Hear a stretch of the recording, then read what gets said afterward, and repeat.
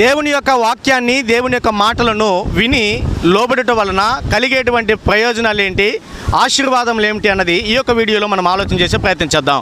లూకాసు వార్త 5వ అధ్యాయము 1వ వచనం నుంచి మనం చదువుకున్నట్లయితే, జనసమూహము దేవుని వాక్యము వినుచు ఆయన మీద పడుచుండగా ఆయన గెన్నెసరేతు సరస్సు తీరమున నిలిచి ఆ సరస్సు తీరమునున్న 2 దోణిలను చూచెను. జాలరులు వాటిలో నుండి దిగి తమ వలలు కడుగుచుండిరి. ఆయన ఆ దోణిలలో సీమోనుదైన ఒక దోణి ఎక్కి ధైర్యుని కొంచెము తోయమని అతను అడిగి కూర్చుండి దోణిలో నుండి జనసమూహములకు బోధించుచుండెను. ఆయన బోధించడం చాలించిన తర్వాత దోణిను లోతులకు నడిపించి చేపలు పట్టుటకు మీ వలలు వేయుడని సీమోనుతో చెప్పగా, ప్రభువైన యేసుక్రీస్తు వారు సీమోను పేతురుతో తెలియజేస్తూ ఉన్నారు. ప్రియమైన దేవుని వాళ్ళగా ఏం చెప్తున్నారంటే, నీవు దోణిని లోతులకు నడిపించు, చేపలు పట్టడానికి మీ వలలు వేయండి అని అన్నాడు. అప్పుడు సీమోను పేతురు తెలియజేస్తూ ఉన్నాడు.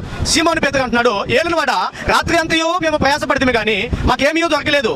ఆయనను నీ మాట చొప్పున వలలు వేతునని ఆయనతో చెప్పాను. కాబట్టి ప్రియమైన దేవుని వాళ్ళగా సీమోను పేతురు అనేటువంటి వ్యక్తి యేసుక్రీస్తు ప్రభు వారి యొక్క మాటను వినగానే ఆయన మాట చొప్పున వలలు వేసినప్పుడు దేవుడు ఒక అద్భుతాన్ని చేశారు. విస్తారమైన చేపలు పట్టిరి, వారు అలాగూ చేసి విస్తారమైన చేపలు పట్టిరి.